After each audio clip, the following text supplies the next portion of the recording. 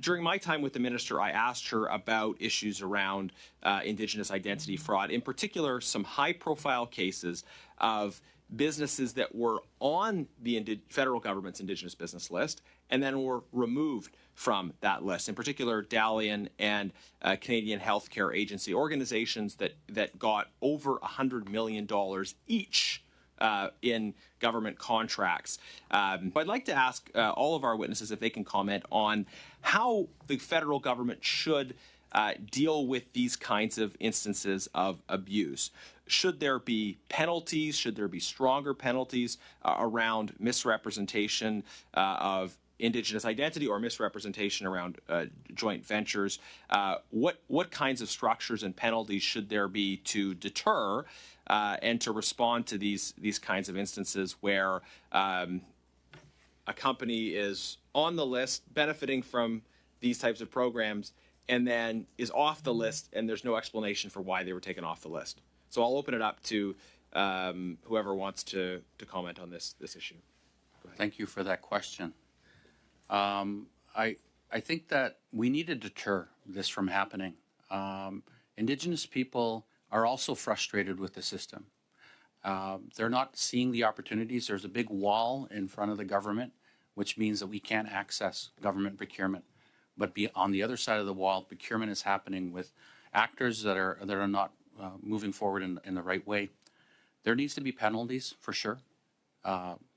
That there needs to be, you need to be barred from the process.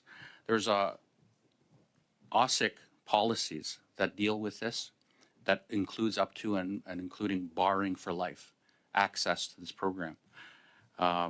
Criminal behavior to conduct fraud. So we have to take other steps and demonstrate to the world and to Canada that those actors that are engaging in this activity don't use this window and this program to access the federal government in a bad way. We need this opportunity for Indigenous people because right now, Indigenous people are taking their lives in their communities because they don't have opportunities in this world. Thank you. Yeah, thank you. And just to follow up on that very specifically, if you've got an instance where a company is on the Indigenous business list, they're benefiting from that program, then they're removed from the list, maybe because there was some misrepresentation involved, abusive joint ventures. It seems pretty bizarre to me that after that misrepresentation, they would still be allowed to benefit from government contracts. If they're removed from the list because of misrepresentation, they shouldn't just be no longer on that list but still able to benefit from government contracts. So if there's been abuses, they should be barred from government contracts in general. And it seems that Indigenous identity fraud isn't being taken seriously by the government at the same level as we might hope they are taking other instances of fraud. Just in the time I have left, if you want to follow up on that point. I agree with you. They need to be held accountable. This is fraud.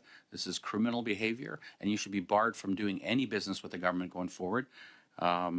Indigenous identity fraud won't happen if it's handed to an Indigenous community.